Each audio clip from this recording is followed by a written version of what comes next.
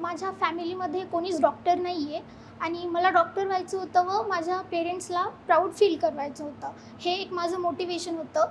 अजून एक मोटिवेशन म्हणजे की डॉक्टर होणं एक नोबेल प्रोफेशन आहे. हे खूप लोकांना इन्स्पायर करू शकतं.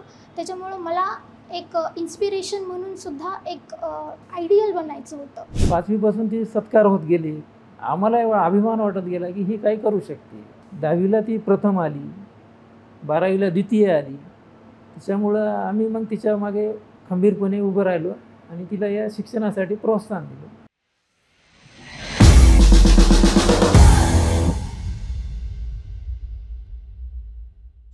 मी वैष्णवी नारायण हरन नांदेड जिल्ह्यातील हदगाव तालुक्यातील पाथर्ड या गावात राहते. माझे वडील शेती करतात व माझी आई हाऊसवाईफ आहे.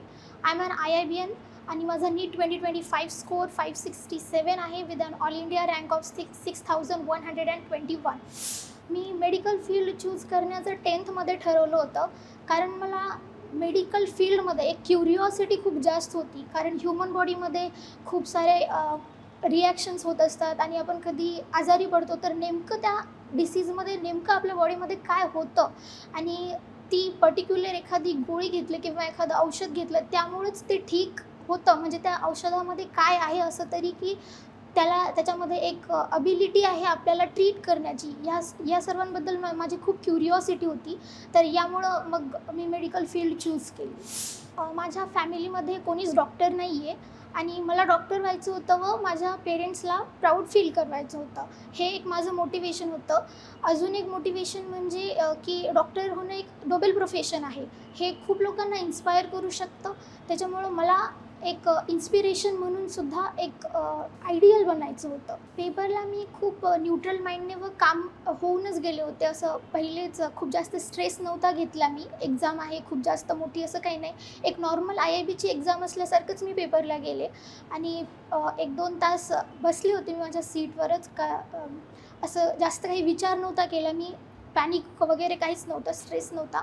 आणि पेपर मिळाल्यावरही पेपर मी असं सगळं पहिले नाही बघितला. मी माझं जे रूटीन फॉलो असतं, पहिले बायोलॉजी, केमिस्ट्री, फिजिक्स मी तसंच सॉल्व केलं. माझं जे सिक्वेन्स आहे मी बिलकुल चेंज नाही केला.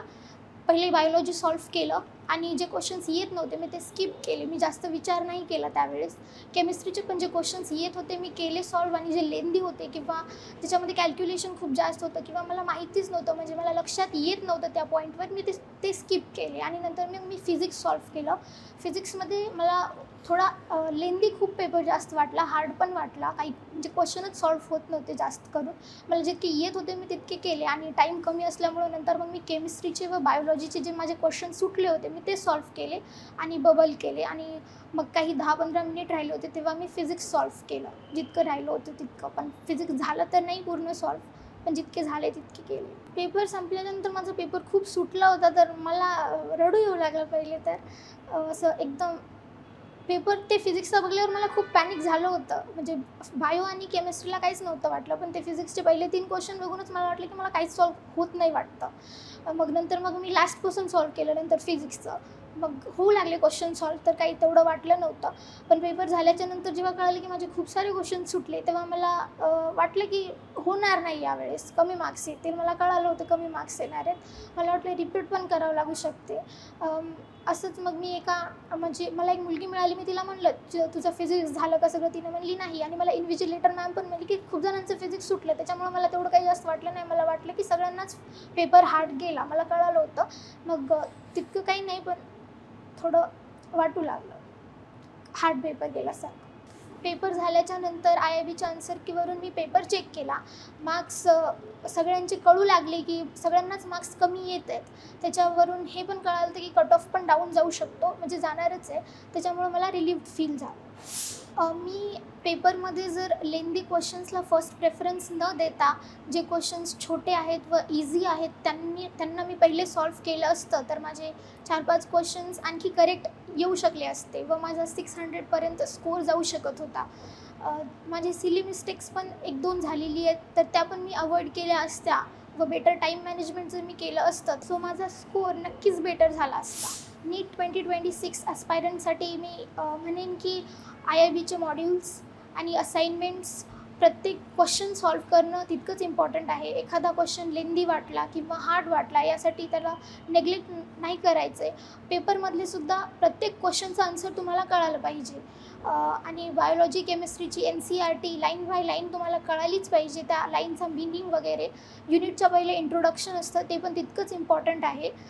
त्याला पण नेग्लेक्ट नाही करायला पाहिजे. मी 11th जेव्हा IIBला ॲडमिशन घेतलं तेव्हा मी खूप एक्सायटेड होते काहीतरी नवीन शिकण्यासाठी. आणि तसंच झालं. सर्वांनी ओरिएंटेशन प्रोग्रामच्या दिवशीच आम्हाला सर्वांनी सांगितलं की या 2 वर्षामध्ये तुम्हाला काय शिकायचं आहे आणि तुम्हाला कोणते बुक्स रेफर करायचे आहेत. IIBचे मॉड्यूल्स वगैरे सर्व दिलं होतं आम्हाला त्याच दिवशी.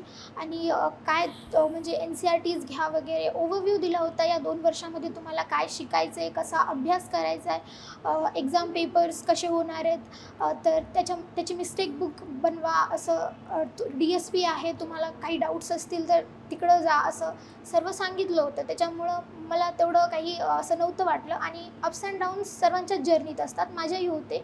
पण जेव्हा खूप जास्त लो फील होतं तेव्हा चिअरअप करायला सर्वच जण प्रेझेंट होते. म्हणजे सर्वांनीच खूप सपोर्ट केला. टीचिंग स्टाफसुद्धा आणि नॉन टीचिंग स्टाफसुद्धा सर्वच जण खूप सपोर्टिव्ह होते. माझा डेली स्टडी प्लॅन असा होता की जे लेक्चर्स झाले त्याचे नोट्स रिवाईज करणं सर्वात पहिले. आणि मग मॉड्यूल सॉल्व्ह करणं तेवढ्या टॉपिकचे. आणि NCERT वगैरे वाचणं त्याच टॉपिकची. आणि मग PYQs सॉल्व्ह करणं, असाइनमेंट्स आणि एक्स्ट्रा क्वेश्चन्स मी जास्त नाही केले कारण मॉड्यूल्समध्येच इनफ क्वेश्चन्स होते आणि असाइनमेंट्स पण होत्या. आणि नंतर मग जे पहिले झालं होतं, जे रिवाईज करायचं आपण खूप वेळापूर्वी रिवाईज केलं होतं, ते रिवाईज करत गेले मी संध्याकाळच्या वेळेस. नीटची एक्झाम जवळ येत होती तेव्हा आमचा सिलेबस तर 6 महिन्यापूर्वीच कंप्लीट झाला होता. तर रिव्हिजन घेतलं होतं इथं IIBमध्ये 11th आणि 12th होल. तर त्याच्यामध्ये ते कवर होऊन जात गेलं. आणि मग घरी जाऊन तेच जितकं आपल्याला होऊ शकतं मी लास्टमध्ये खूप जास्त रिवाईज करण्याचाच प्रयत्न केला. रिवाईज प्लस MCQ प्रॅक्टिस हाच माझा रुटीन होता. IIBमध्ये अधूनमधून अशा पण एक्झाम्स होत गेल्या ज्यामध्ये खूप जणांना एक्साइटिंग प्राइजेस मिळत होते. तो एक मोटिवेटिंग फॅक्टर होता की आणि म्हणजे की स्टेजवर जाऊन आपल्याला पूर्ण क्लाससमोर आपला सत्कार करण्यात येईल, हे खूप एक अशी म्हणजे चांगली गोष्ट होती. त्याच्यामुळं चांगलं परफॉर्म करायचं एक्झाममध्ये हे एक मोटिवेशन होतं. त्यासाठी स्टेजवर जाऊन जेव्हा एक सत्कार करण्यात येतो, म्हणजे एक्झाम झाल्याच्या नंतर एखादं गिफ्ट मिळालं तेव्हा त्याच्यापासून मला एक एनकरेजमेंट मिळालं होतं की असंच टॉप परफॉर्मन्स द्यायची आहे, खूप असाच स्कोअर मेंटेन करायचा आहे. मी माझ्या 2 वर्षाच्या जर्नीत मोबाईल यूज केला, पण माझ्या सोशल मीडियाच्या टाईमसाठी बाउंड्रीज सेट होत्या. असं नाही की मी अभ्यास करत आहे आणि मध्येच एखादा मेसेज आला आणि मी मोबाईल उचलला, तसं नाही. एक पर्टिक्युलर टाईम होता मोबाईल बघण्यासाठी, मी त्यातच मोबाईल बघत गेले. आणि जास्त मी कधी यूज नाही केला मोबाईलचा. पण माझी एक स्टडी टेक्निक होती की मी म्युझिक ऐकत अभ्यास करत गेले. पण तुमच्यानं जर मोबाईल असा जवळ असेल आणि अभ्यास होत नसेल तर मोबाईलपासून दूर राहिलेलंच बरं. असं म्हणतात की हार्डवर्क कॅन बीट टॅलेंट. त्यामुळं तुम्ही या 2 वर्षात जितकं होऊ शकेल तितकं तुमचं 100% द्या, बेस्ट द्या तुमचं, तर तुम्हाला नक्कीच रिझल्ट चांगला मिळेल. मी नारायण सीताराम हरण, राहणार पाथरड, तालुका हातगाव, जिल्हा नांदेड येथील एक अल्पभूधारक शेतकरी आहे. आणि वैष्णवीच्या शिक्षणासाठी आम्ही नांदेड इथे IIBला भेट देऊन इतरला मार्गदर्शन घेऊन ॲडमिशन घेतलेलं आहे. आणि मी इथंसुद्धा शेती करतो आहे नांदेड इथे बी. आणि तिच्या शिक्षणासाठी आमचा पूर्ण सपोर्ट आहे. आम्हाला तिला 10वीच्या शिक्षकांनी आणि प्राथमिक शाळेत असतानासुद्धा गजले सर म्हणून आहेत, त्यांनीसुद्धा आम्हाला सपोर्ट केला की ही काही करू शकते. आणि पहिलीपासूनच समजा स्पर्धा परीक्षा 5वीपासून ती सत्कार होत गेली. आम्हाला एवढा अभिमान वाटत गेला की ही काही करू शकते. 10वीला ती प्रथम आली, 12वीला द्वितीय आली. त्याच्यामुळं आम्ही मग तिच्या मागे खंबीरपणे उभं राहिलो आणि तिला या शिक्षणासाठी प्रोत्साहन दिलं. वैष्णवी पहिलेपासूनच हट्टी आहे आणि तिचा स्वभाव म्हणजे कसं आम्हाला बघितलं की ओळखते तिला काय पाहिजे आम्हाला.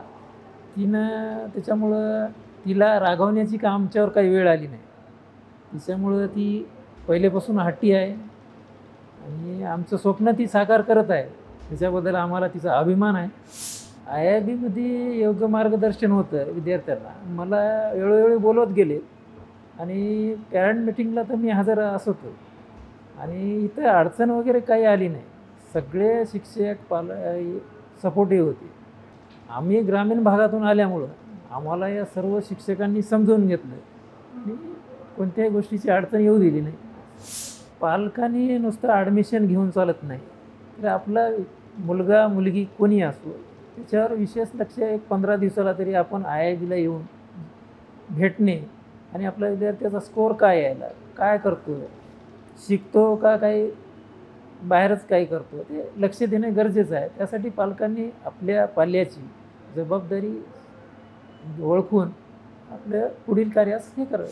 मी IIBची 2 इयर फुल टाईम क्लासरूम प्रोग्रामची स्टुडंट आहे व इथल्या स्टडी मटेरियल, इथल्या फॅसिलिटीज जे काही आहेत, लेक्चर्स जे टीचर्सने दिले, DSP या सर्वांच्यामुळं मला एवढा चांगला स्कोअर मिळाला नीटमध्ये आणि या नीटच्या स्कोअरच्या बेसिसवर मला एक चांगलं टॉप मेडिकल कॉलेज मिळेल असं मला वाटतं. आणि या सर्वांसाठी मी टीम IIB, माझे पेरेंट्स आणि माझे फ्रेंड्स यांना थँक्यू म्हणते. थिंक नीट, थिंक IIB.